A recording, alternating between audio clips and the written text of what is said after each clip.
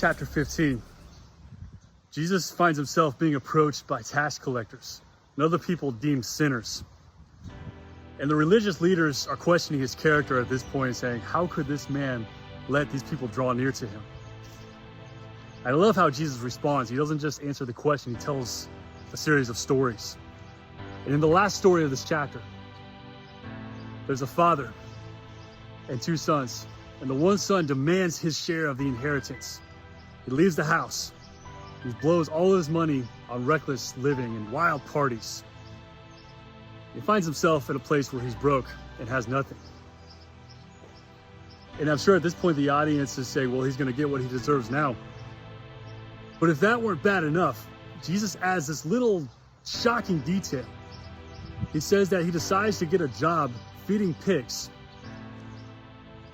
Now, swine are considered one of the most unclean animals in Jewish society, and merely touching a swine would separate you from the community for a period of time. But this man is feeding the swine. He's so hungry, he wants to eat the same thing that the pigs are eating. So he has completely humiliated himself. So he finally comes to his senses. He wants to come home, but just as a servant. And I'm sure all the fathers in the audience are thinking, okay, I might let him return as a servant, but he is not coming anywhere near to me. He is unclean, he is filthy, he is an abomination. He has just touched one of the most vile creatures and wallowed in their filth. And so he approaches the home. But this is where Jesus' story would have truly delivered a shock factor to the audience.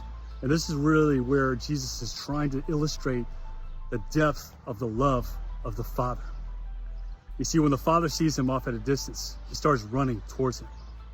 And he doesn't ask him where he's been. He doesn't ask him what he's done with his money. He doesn't even ask him if he's clean or if he needs to spend some time separated from him just to make sure that he can become clean. He runs to him and he embraces his son. You know, at this point, all of the Jewish audience would have been completely shocked that somebody who's so unclean, so filthy, yet the Father still embraces him. My friends, this is the heart of the Father. In order to answer these questions, we first must start with the heart of the Father towards people. Especially when we're talking about people who might be seen as an abomination by religious-minded people. And this is a starting point for any discussion of this, because we're not talking about ideas or topics. We're talking about people. And so if you were to ask me, what is one thing that God would say to an LGBTQ person?